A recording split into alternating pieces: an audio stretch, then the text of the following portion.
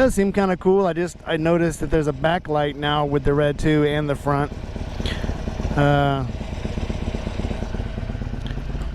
Guess I'll open her up. Yeah, she looks pretty neat. I mean, it actually puts that damn the Harley headlight to shame. I guess I need to get a brighter headlight now. Bye.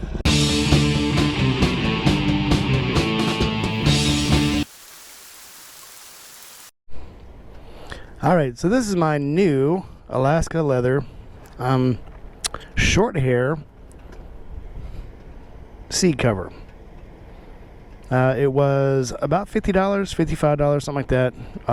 Huge difference. Huge difference. Very easy to put on. Obviously, it's one strap. You sit on it the whole time. Now, you can get a nose strap for these. It's not done shedding yet. That's why you see a lot of little flippies. But you can get a nose strap that'll actually hold it down in case you like driving with, you know, standing on the pegs. I don't. I put forward pegs on it, so I'm not going to be standing up. And the other thing is my driving lights. I did get to drive with these last night. They were huge difference. Very, very bright. I do need to go back and Loctite the bolts because I sure don't want them falling out or starting to point up into the sky as I'm driving. So, hey, there's my 2021 Harley Davidson Sportster Iron 1200, and all the little advances I'm making to her, making her better and more sexy. Keep saying I'm going to trade her in, but I keep just putting more stuff on it, and so, heck, eventually I got to get these bags put on. I got the supports on now. As you can see, I didn't put the bags on yet because I haven't figured out a good way that I want to do it, whether I want to drill them or if I want to just strap them and throw them over the back fender. But I'll figure it out eventually. We'll get there. All right, it's time for me to go to work, so I got to get inside. All right, so now it's completely dark. Hope you guys can see. So right now I'm driving with my regular headlights on and no driving lights. When I switch to driving lights, yeah, she's pretty bright. And this is with a lot of these street lights out here, they're like yellowed out street lights. Yeah, she's bright. And when I turn her back off,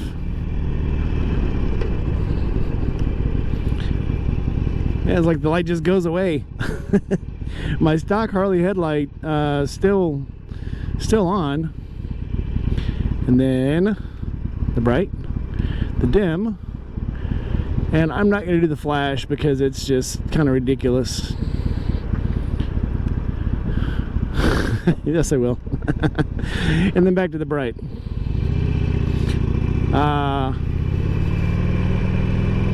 Yeah, that's a pretty kick-ass light. I would have positioned it a little further out in front of me, but yeah, where this thing lacks after since I put the fairing on is the light right in front of me. And I sure ain't trying to blind people, and this definitely is pretty bright already, so I definitely don't want to be blinding people with it. This one has like a red tinge. I don't know if you can see it very well down there, right in front of the wheel, which is kind of cool. I didn't know it had that. Hope it shows up in the, let's try this again. Yeah, I don't know if it shows up very well, but it's there. Let's take another dark back road and we'll do another comparison without stock headlight. So with it, stock headlight, dim, flash, run red light, and back to bright. Hope all that showed. I'll put it up here. It was under 50 bucks. The comparison set, I think, was like 50 bucks a piece. And this is a twin set. I'll put up the, obviously from Amazon, link, and tell you where I got it. Side note, my very fluffy Alaska leather seat is, or the seat cover actually, is fantastic. Very comfy, very comfy. Looking forward to making a pretty good trip on it. So the only thing the bike is missing now is the bags. I usually stop and help people on this side of the road, But this is Memphis, son. Memphis after dark. I'll pass. So we'll do another comparison when we get on a dark back road, and I have just the road in mind. I think these two are fixing a race. Yeah, I think they are.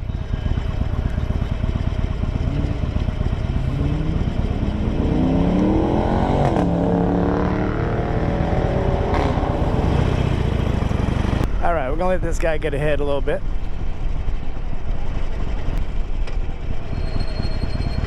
So it's okay. So here we are. Regular lights. So just the stock lights. Brights.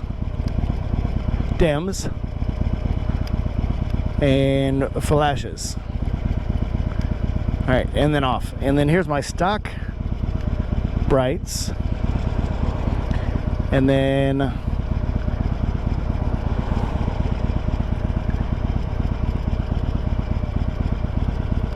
my stock, and then my driving light brights.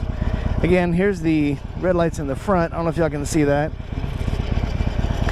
There we go. All right, not that you're gonna do anything, but I'll turn my stock brights off. All right, let's go home. All right, so overall, yeah, very effective lighting. As you can see where I got them about two feet off the ground, shining forward. I probably could have done to a little more further out, but I didn't want the bike to be any wider by adding lights outside the frame of the motorcycle. So I'm happy with where they are. They look pretty cool, even with just the regular dims on these lights. It's really bright. I mean, to the point where when you turn the dims off, do it again, seems like you just turned your headlights off. Nope, headlights are still on. Regular stock headlights still on. Anyway, to say it puts the Harley headlight to shame would be a correct statement. So, well, hope you guys enjoyed that little display of lighting. Even the BMW just has driving lights. They don't have brights and flashing and dim. It's just driving lights. The biggest plus on these is to give you a little extra show up power, I guess you can call it. So when you're behind cars or when cars are coming on at you, gives them something else to focus on other than just your headlight. Hey, thanks for watching. Like, comment, subscribe, but don't forget to subscribe because it is free. Costs you nothing to subscribe. Someone actually told me probably a couple months ago that they thought it cost to subscribe to the YouTube channel. It does not cost nothing. Nan thing, people. So go ahead and subscribe. Hey, drop a comment in the below and tell me how your day is going. All right, guys, I'm out. Bye. Hey guys, welcome back to the channel. So I'm going to do a quick video today on how to put a tire back on a K16. So I've got friends who ride K16s and I've seen a lot of their videos.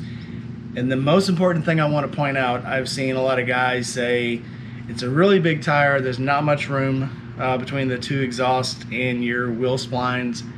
So you have to jack the bike really high up to get it under the fender. What I want to show you real quick.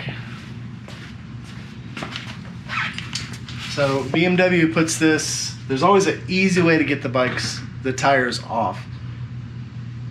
On this one, it actually has a liftable fender. The fender is on a hinge. So if you take these two Allen bolts out, I'm sorry, these are Torx bolts. Take the two Torx bolts out, and the whole fender raises up. We can roll the wheel right in. All right, we're gonna go ahead and leave that up. Not putting it down yet. One thing I want to point out, I've already got my ratchet ready to tighten my bolts up, but I also have a torque spec sheet for everything. So I made up this cheat sheet that I always keep with for how much oil it takes, what kind of oil, the wrench I need for my sump plug, the crush washer, the torque message on it, the crankcase plug, but the wheel axle. I do have a torque wrench that reads in Newton meters. So I'm going to go ahead and set that up to my 50 Newton meters. I'm like, this 60 Newton meters. So I'll go ahead and get that set up.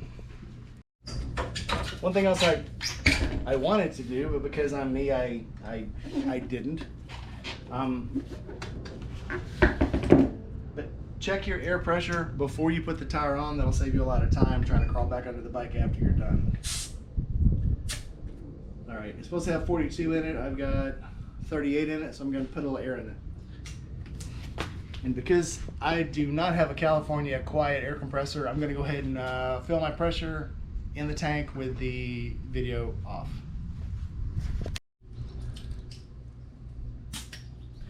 Okay, here's something. If you do your own tires, I mean, you should probably be putting your own air in your own tires. I don't trust anybody at the oil change place because, you know, they're a bunch of kids, honestly.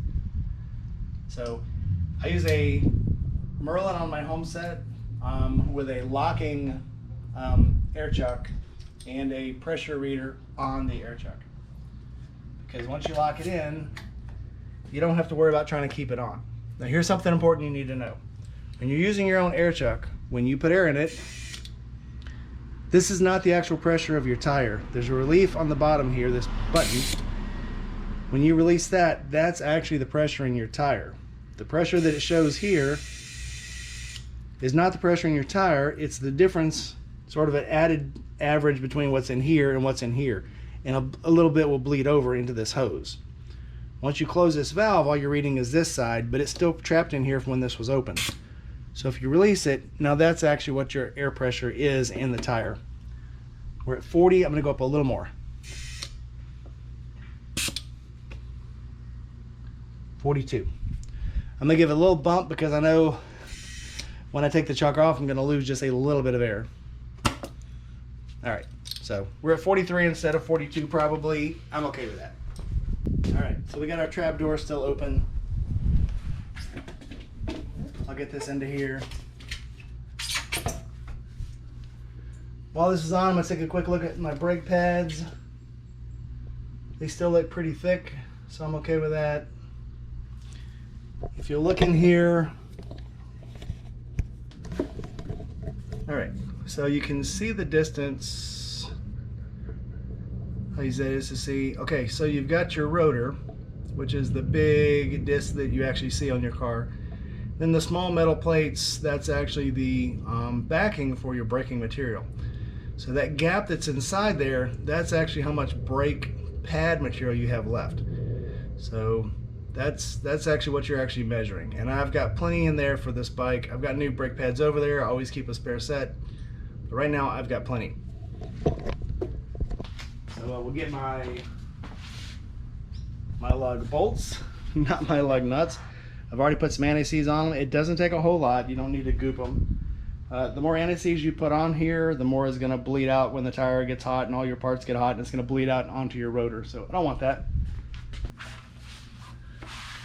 I did say BMW always makes a way for you to get your tire off. Since this bike, the panniers are solid mounted, that's why you have the trap door. On my old 99 and the 77, the panniers actually came off and you can get to it straight from the side. Very easy to get to. The RTs are all like that. I'm pretty sure the S's are like that too. You can quote me on that. I could be wrong, but you can still quote me.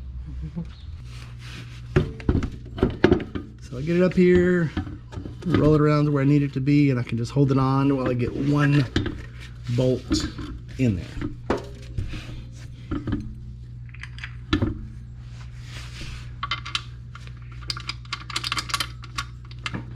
I have to finagle it a little bit, get one started. And these tolerances are not stupid tight, but they're close enough that once you get one on, your tire's not gonna, nope, see, look Ma, no hands. Once you get it on, the tire will stay on by itself. So let's speed through the rest of this. Now you do want to tighten these in a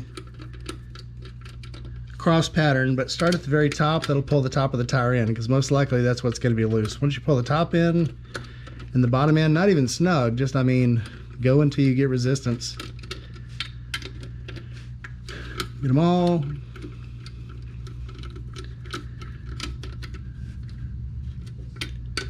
Also, I do have the bike in first gear. That keeps the tire from spinning while I'm trying to get this all on here. So they are literally all hand tight. This is all I did to put it on. So now I'm going to start torquing. 61, when this is at 0, is 61. And then any you take off after this takes 1 off.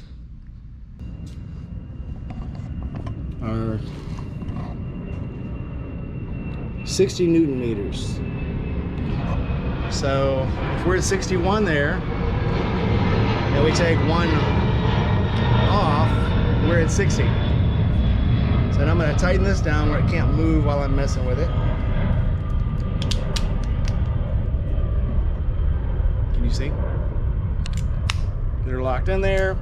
And now while I'm trying to mess with this isn't going to move around. So go to righty-tighty style, lefty-loosey. Lefty-loosey is tight, so let's tighten them up. And we're in first gear. Star pattern. We're not going all the way tight yet. We're just, now we're going to snug. So since there's 5 on here, I will just skip. I'll do every other one until they're all tight. Yeah, that came off.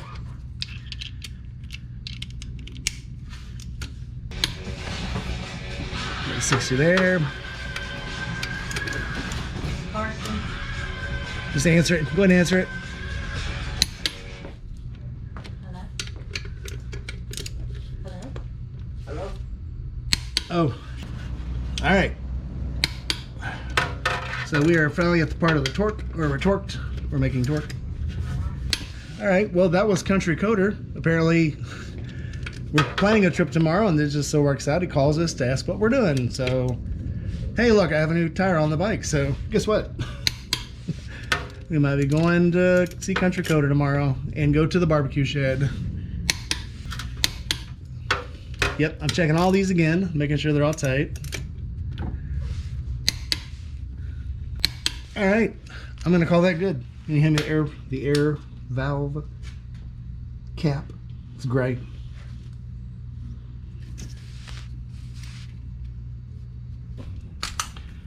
We're going to set our torque wrench back to 0, not all the way down. We're going to go to the lowest setting for what this wrench is rated at, and it's rated, wait for it, back up a little bit, or you can get me in into this. So since it's rated at 0 to 150 foot-pounds, I'm going to set it at 0, not all the way down to where I can't go down anymore, which I've seen people do. But 0. That also means even though there's some bar past 150, I mean, what's even the use? If you go past 150, you don't know what you're putting on it. So, and going past 150 to the max torque does not mean you can use it as a regular ratchet. It's not how it works. Last step. And yep, I know I'm sweating. It's hot in this garage. Happy summer in Mississippi. I can edit that out. So that probably won't. And then put your flat back on. This is also probably a good time to realize that I need to get my registration done again. It won't come until August. They don't even send it to you until the month of. We are done. And just gonna put all my stuff up. Make sure I put my torque sheet back in my little handy holder here.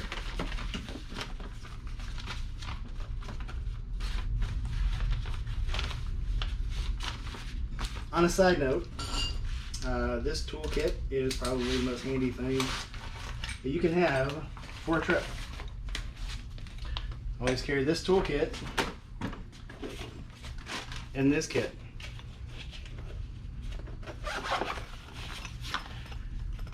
If you know what that is, cool. If you don't, you're either for them or against them. But that's my tire plug-in kit.